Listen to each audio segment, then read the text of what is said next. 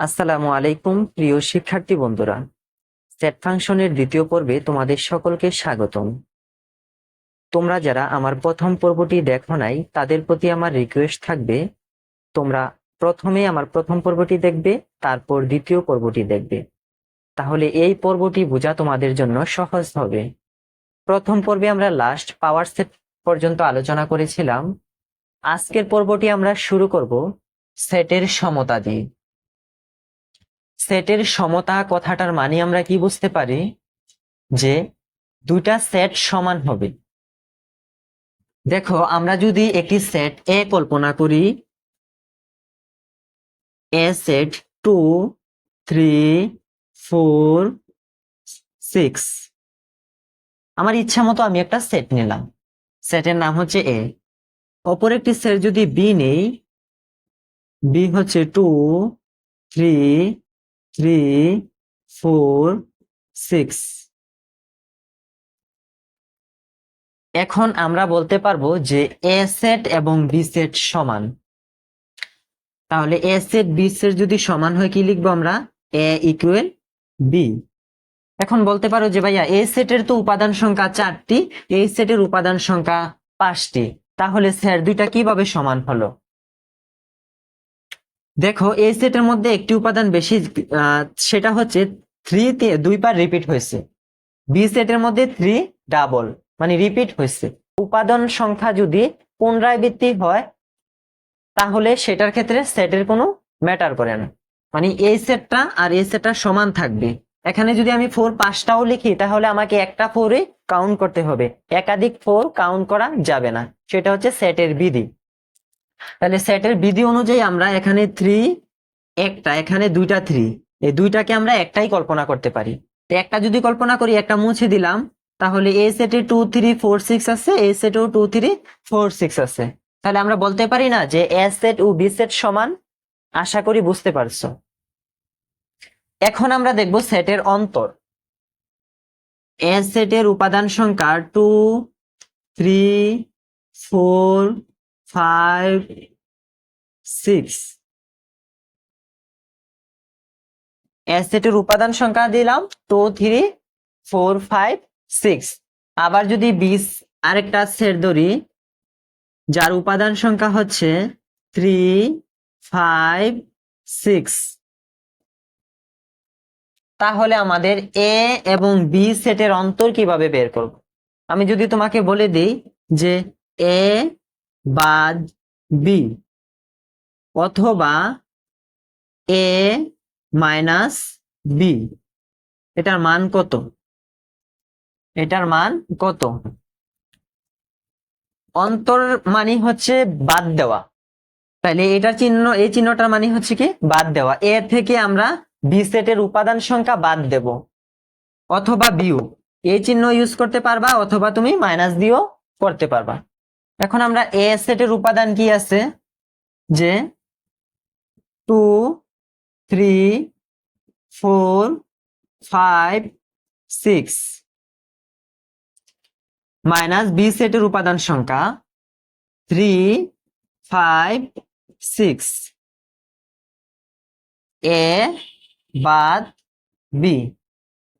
এখন আমরা বি সেটের উপাদান থেকে, এ সেটের উপাদান থেকে বি সেটের উপাদানগুলো বাদ দিব।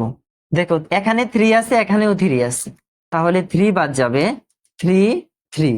এখানে 5 আছে, এখানেও 5 আছে, 5 5 বাদ, এখানেও 6 আছে, এখানেও 6 আছে।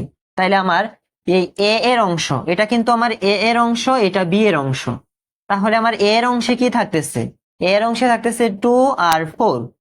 তাহলে আমার 2 4 হচ্ছে এ বাদ বি বা এ বি সেটের অন্তর। এখন আমরা দেখব ইউনিভার্সাল সেট, বা যার বাংলা হচ্ছে সার্বিক সেট।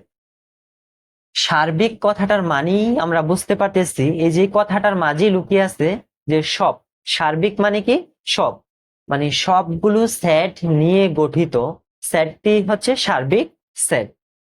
আমি ধরো এ একটি সেট দিলাম 1 2 4 6 এবং বি একটি সেট দিলাম 3 5 7।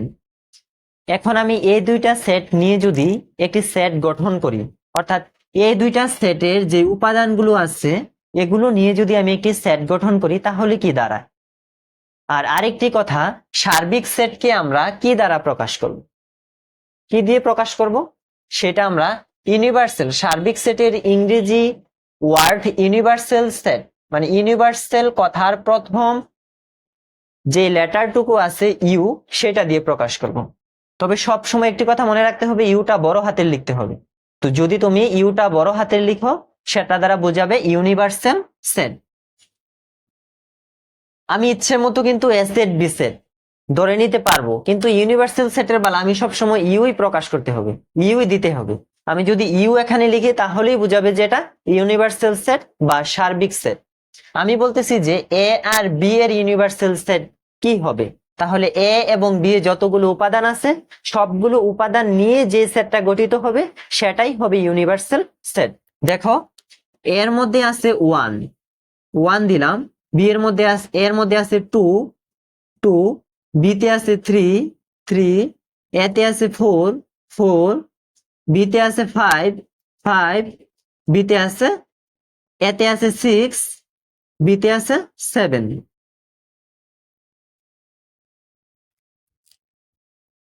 দেখো, এ এবং বি এর সকল উপাদান নিয়ে গঠিত সেটটাই হচ্ছে আমার ইউনিভার্সাল সেট। তাহলে আমরা কি বলতে পারি সংজ্ঞাটা? আলোচনা সাপেক্ষে বা আলোচনা সংশ্লিষ্ট সেটই একটি নির্দিষ্ট সেটের উপসেট।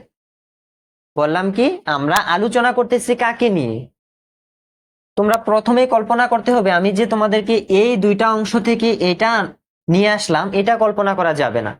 প্রথমেই কল্পনা করতে হবে আমরা 1 থেকে 7 পর্যন্ত সংখ্যা নিয়ে আলোচনা করতেছি বা ভাবতেছি। তাহলে আলোচনা সংশ্লিষ্ট সকল সেটেই একটি নির্দিষ্ট সেটের উপসেট। আলোচনা সংশ্লিষ্ট সকল সেটেই একটি নির্দিষ্ট সেটের উপসেট। এই সেটটা এবং এই সেটটা এই নির্দিষ্ট সেটটার উপসেট। এই দুইটা সেট এই ইউনিভার্সাল সেটের উপসেট। এই জন্য এই এ এবং বি এর সাপেক্ষে এই সেটটা হচ্ছে সার্বিক সেট।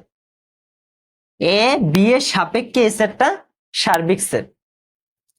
এখন আমরা দেখব পূরক সেট, বা যাকে ইংরেজিতে বলা হয় কমপ্লিমেন্ট অফ সেট। আচ্ছা, আমরা এখানে দেখতেছি কিছুক্ষণ আগে আমরা বলছিলাম যখন ক্যাপিটাল লেটার ইউ দিয়ে কোনো একটি সেটকে প্রকাশ করবে তখন সেটি হবে ইউনিভার্সাল সেট। আমাকে এখানে একটি ইউনিভার্সাল সেট দেওয়া আছে যা 1 থেকে 7 পর্যন্ত, এবং একটি সেট ধরে নিলাম এ যার মান 2 4 5 7।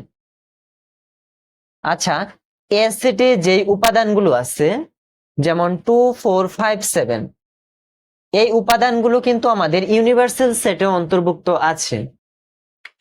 কোনো একটি সেটের উপাদান সংখ্যা যদি অন্য একটি সেটে অন্তর্ভুক্ত থাকে, যেমন আমার এ সেটের উপাদান সমূহ ইউনিভার্সাল সেটে অন্তর্ভুক্ত, তাহলে আমরা কি বলতে পারি? এ সেটটি ইউনিভার্সাল সেটের উপসেট।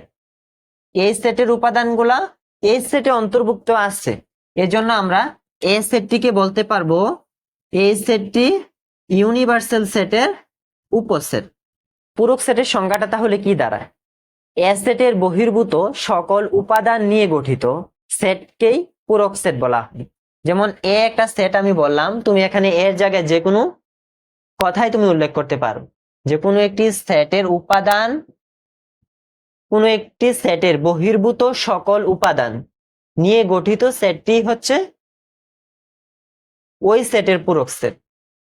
কোনো একটি সেটের বহির্ভূত উপাদান মানে এই সেটের মধ্যে যে উপাদানগুলো আছে সেই উপাদানগুলো ব্যতীত বাকি উপাদানগুলো নিয়ে গঠিত সেটটি হচ্ছে পূরক সেট।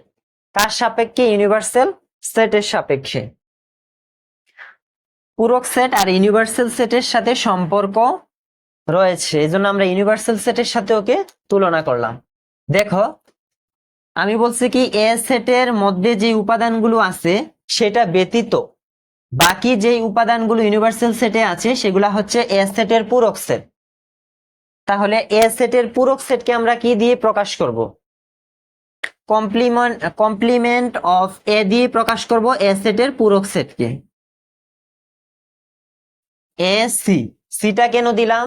কারণ কমপ্লিমেন্ট ওয়ার্ডের প্রথম লেটার সি নিয়ে আমরা এখানে এর উপরে, অর্থাৎ তুমি যেই সেটটি নিয়ে কাজ করবা সেই সেটের উপরে বসিয়ে দিবা, অথবা বাদি বা এ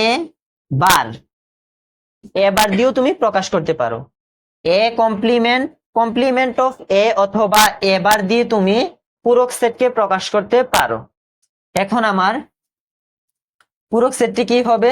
ইউনিভার্সাল সেট থেকে আমরা বিয়োগ করব কাকে? এ সেটকে। দেখো আমি এখানে লিখছি না, তোমরা পরীক্ষার হলে কিন্তু লিখতে হবে। ইউনিভার্সাল সেটের সম্পূর্ণ মানটা এখানে উঠাবা, ব্র্যাকেটে উঠাবা এই সম্পূর্ণ মানটা, তারপর বিয়োগ করে দিবা এ এর মান, এ সেটের মান। কি দাঁড়ায়? আমি যদি 2 বিয়োগ করি থাকতেছে আমার 1, 4 বাদ দিয়ে থাকতেছে 3, 5 বাদ দিয়ে থাকতেছে 6, 7 তো বাদই, আমার থাকতেছে কোনটা? 1, 3, 6। এর পূরক সেট হচ্ছে 1, 3, 6। আশা করি বুঝতে পারছো। এখন আমরা দেখব সংযোগ সেট, যার ইংরেজি হচ্ছে ইউনিয়ন অফ সেট। সংযোগ সেটটি কি? সংযোগ কথাটার দিয়ে আমরা বুঝি যে কোনো কিছুর সংযোগ করা, মানে একত্রিত করা। আমরা যেহেতু সেট নিয়ে কাজ করতেছি, আমরা একের অধিক সেটকে একত্রিত করব। তাহলে প্রথমে তোমাদেরকে সংযোগ সেটের সংজ্ঞাটা বলে দিই। সেটা হচ্ছে এক বা একের অধিক সেটের উপাদান নিয়ে গঠিত সেটই হচ্ছে সংযোগ সেট। আসো আমরা একের অধিক সেট নিয়ে একটি সেট সংযোগ করি। যেমন একটি সেট যার উপাদান সংখ্যা আমি নিয়ে নিলাম, আমার ইচ্ছে মতো আমি নিতেছি। উপাদান সংখ্যা 1, 2, 5, 7, 1, 2, 5, 7 এবং বি আরেকটি সেট যার উপাদান সংখ্যা 3, 4, 5, 6 ইত্যাদি। এখন এ এবং বি সেটের মধ্যে আমি সংযোগ করব, তো এটাকে আমরা ইংরেজিতে বলি ইউনিয়ন অফ সেট। কি বলি? Union of set. আমরা সংযোগ সেটকে কিভাবে প্রকাশ করব? যেমন এ এবং বি সেটটাকে আমরা যদি সংযোগ করি, আমরা দিব A union B, A union B. এখন এটা এবং এটার মধ্যে যেহেতু সংযোগ করতেছি, এদের উপাদান সংখ্যা আমরা একত্রিত করব। এটার মধ্যে 1 আছে কিন্তু এটার মধ্যে নাই। আমাদের কাজ করতে হবে কি, যেহেতু আমরা এই দুইটার উপাদান সংখ্যা একত্রিত করতেছি, তাহলে এই দুইটার মধ্যে কমন আনকমন যারা আছে সবাইকে আমরা একসাথে করব। এ ইউনিয়ন বি মানে কি? দেখো আরেকটা কথা তোমাদেরকে জানিয়ে দিই, যেমন ছেদ সেট সেটাকে প্রকাশ করা হয় কিন্তু এ ইন্টারসেকশন বি।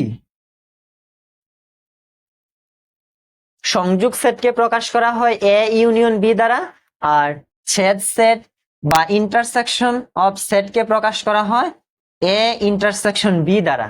কিন্তু তুমি সেটগুলোর মাঝখানে যে চিহ্নটা বসাও সেটাকে ওই সেটের ইংরেজি নামটা বললেই হবে। যেমন সংযোগ সেটের ক্ষেত্রে আমরা বলতেছি এ ইউনিয়ন বি। দেখো এখানে আমাদের ইউনিয়ন আছে, এই জন্য আমরা এখানে ইউনিয়ন বলি, ইউনিয়নের ইউটা বসাই। আর এখানে ইন্টারসেকশন ওয়ার্ডটার সর্বশেষ যে লেটারটা আছে এন, সেটাকে আমরা বসাই। এটা ট্রিক্স একটা, যে আমরা সংযোগ সেটের ক্ষেত্রে ইউনিয়ন এ ইউনিয়ন বি ইংরেজি ওয়ার্ডের প্রথম লেটারটা বসাই, আর যখন ছেদ সেট বা ইন্টারসেকশন সেট তখন ইংরেজি লেটারের ওয়ার্ডের শেষ লেটারটি বসাই, যেমন এন।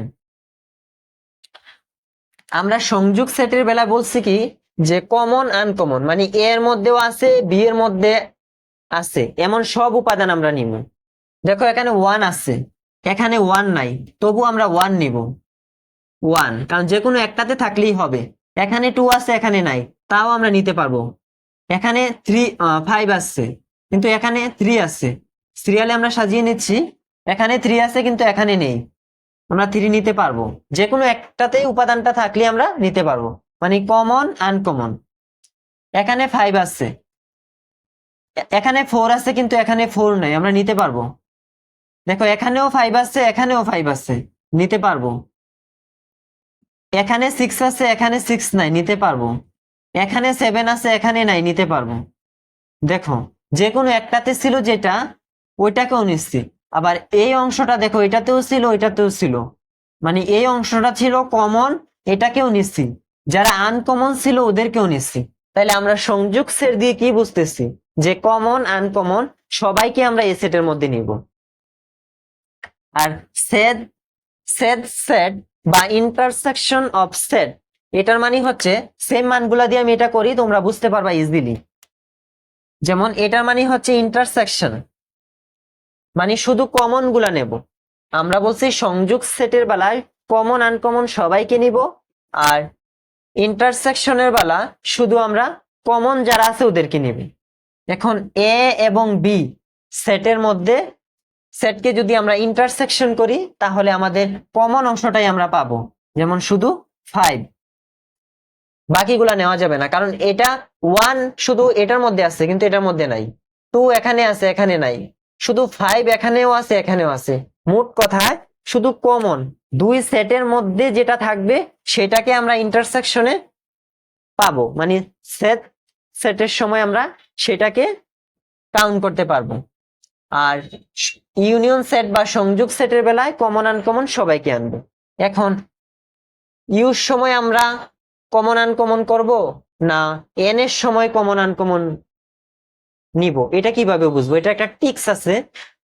ইউটা কি আকৃতি দেখো তো, একটা কাপ, কাপের সাথে যদি তুমি তুলনা করো, ইউকে সবসময় মনে রাখবা, এটা টিক্স বলতেছি, যে ইউকে কাপ আকৃতি মনে রাখবা, আর এন কে ক্যাপ, কাপ আর ক্যাপ।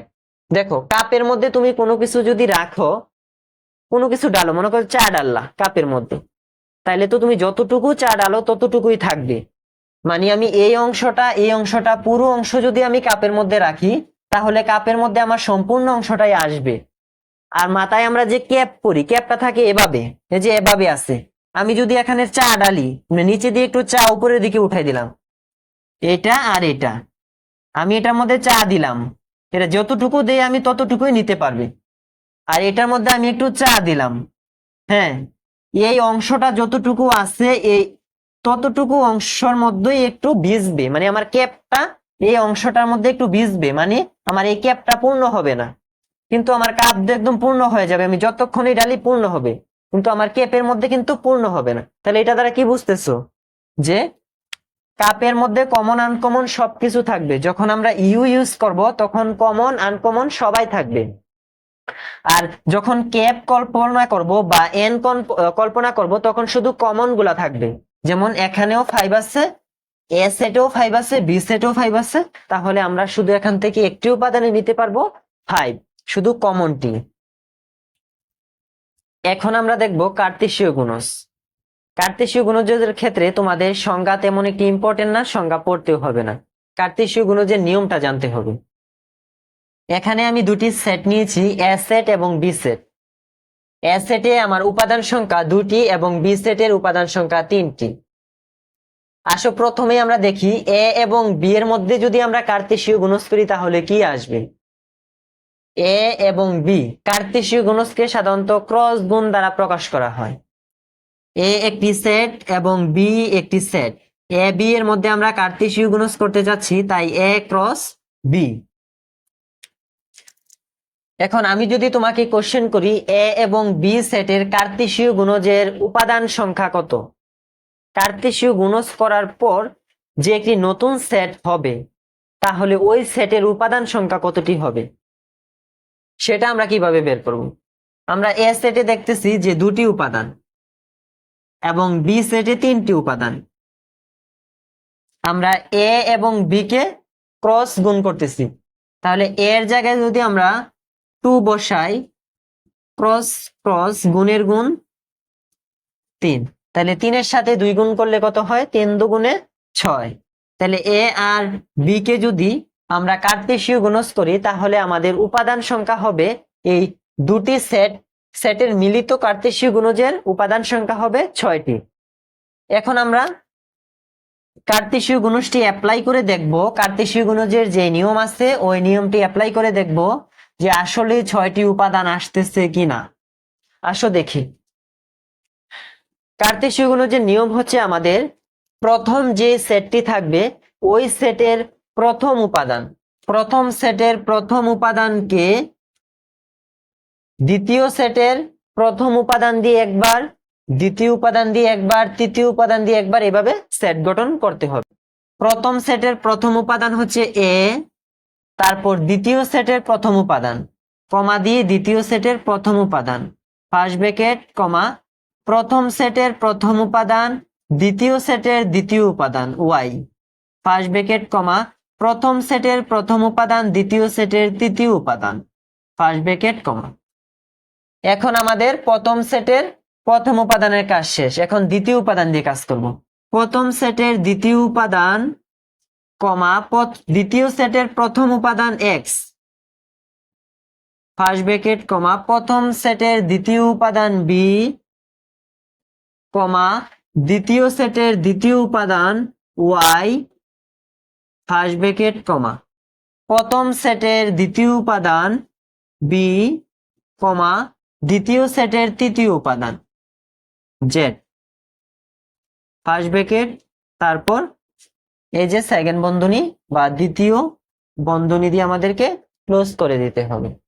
তাহলে দেখো আমি বলছি কি, আমরা যখন এ ক্রস বি করব, মানে এ এবং বি এর উপাদান সংখ্যা গুণ করে আমরা 6 পেয়েছিলাম।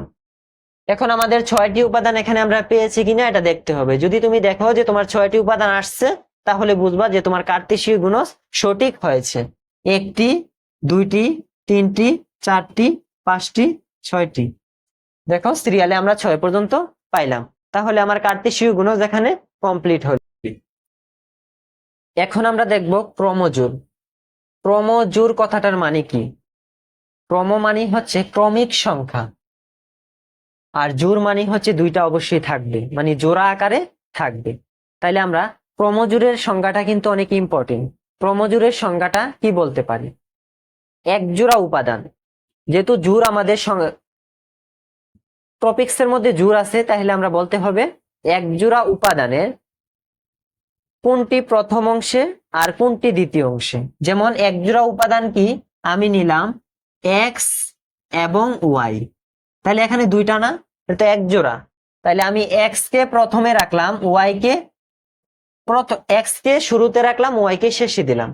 তাহলে আমার সংজ্ঞাটা হচ্ছে এমন যে এক জোড়া উপাদানের কোনটি প্রথমে থাকবে এবং কোনটি শেষে থাকবে তা নির্দিষ্ট করে জোড়া আকারে প্রকাশ করাই হচ্ছে ক্রমজোড়। যে আমি বলে দিলাম এক্স প্রথমে ওয়াই শেষে, এবং জোড়া আকারে ওদেরকে লিখে দিলাম, তাহলে সেটাই হচ্ছে আমার ক্রমজোড়। এক্স এবং ওয়াই এখানে ক্রমজোড়। আবার যদি আমি আরেকটা ক্রমজোড় নেই, আমি নির্দিষ্ট করে বলে দিতেছি, যেমন এ থাকবে প্রথমে, বি থাকবে শেষে, তাইলে আমার সংজ্ঞা তো ওর অবশ্যই মানতেছে। আমার সংজ্ঞা হচ্ছে এক জোড়া উপাদানের কোনটি প্রথমে অবস্থান করবে কোনটি শেষে অবস্থান করবে তা নির্দিষ্ট করে জোড়া আকারে প্রকাশ। কোনটি প্রথমে কোনটি শেষে অবস্থান করবে তা নির্দিষ্ট জোড়া আকারে প্রকাশ কর। আমি এটা নির্দিষ্ট করে বলে দিলাম এবং জোড়া আকারে প্রকাশ করলাম, তাহলে এটাও আমার একটা ক্রমজোড়। এখন আমি যদি বলি আমার এই ক্রমজোড়টি এবং এই ক্রমজোড়টি সমান, তাহলে আমরা কি বলতে পারি? প্রথম ক্রমজোড়ের প্রথম উপাদান দ্বিতীয় ক্রমজোড়ের প্রথম উপাদান সমান হবে, প্রথম ক্রমজোড়ের দ্বিতীয় উপাদান দ্বিতীয় ক্রমজোড়ের দ্বিতীয় উপাদান সমান হবে। এখন আমরা ক্রমজোড় থেকে একটি ম্যাথ সলভ করব। এখন আমরা এই কোশ্চেনটি সলভ করার চেষ্টা করব। আসো, আমাদের এখানে দুটি ক্রমজোড় দেওয়া আছে, এখানে একটি ক্রমজোড় সমান, এখানে একটি ক্রমজোড়। আমাদেরকে বলছে এই দুইটা ক্রমজোড় সমান হলে এক্স এবং ওয়াই এর মান কত, বা ওয়াই এর মান বের করতে বলছে আমাদেরকে। তো আসো আমরা জানি যে দুটি ক্রমজোড় যদি সমান হয় তাহলে প্রথম ক্রমজোড়ের প্রথম অংশ দ্বিতীয় ক্রমজোড়ের প্রথম অংশ সমান হবে। তাহলে লিখি 2x plus y equal 3, sorry y equal 6। এটাকে আমরা 1 নং দিলাম এবং প্রথম ক্রমজোড়ের দ্বিতীয় অংশ দ্বিতীয় ক্রমজোড়ের প্রথম অংশ। আমাদের সুবিধার্থে এই অংশটা আগে লিখবো, এটা পরে লিখতেছি। x minus y equal 3। এখন আমরা যদি এখান থেকে x এর মান বের করি, x ইকুয়াল 3 প্লাস y, এটাকে 2 নং দিলাম। এখন এই x এর মানটা আমরা 1 নং সমীকরণে বসাবো। x এর মানটা 1 নং সমীকরণে এই x এর জায়গায় বসাবো। 2 x এর জায়গায় বসাবো আমরা 3 প্লাস y, 3 প্লাস y, তারপর প্লাস প্লাস y ইকুয়াল 6। এখন আমরা গুণ করে দিব, 3 দুগুণে 6 plus 2y plus y equal 6। এখন দেখো 2y প্লাস y কত হয়? 3y, 6 plus 3y equal 6। 6 এই পাশে আমার কি অবস্থায় আছে? 6 আছে আমার যোগ অবস্থা, ওই পাশে গেলে বিয়োগ হয়ে যাবে। 3y equal 6 minus 6 0, y equal 0। এখন আমি y এর মান পাইলাম কত? 0। এখন আমি x এর জায়গায় দেখো আমার এই 2 নং সমীকরণে y এর 0 মানটা আমি y এর স্থলে বসাবো। y এর যে মানটা আছে আমি 0 পাইলাম, এই মানটা আমি y এর স্থলে বসাবো। দেখো 3 প্লাস 0, আমি 3 এর সাথে যদি 0 যোগ করি তাহলে আমার 3ই থাকে, 3। সুতরাং x ইকুয়াল 3, সুতরাং y ইকুয়াল 0। লিখতে পারি x y ইকুয়াল x এর মান 3, y এর মান 0। এটাই হচ্ছে আমার অ্যান্সার।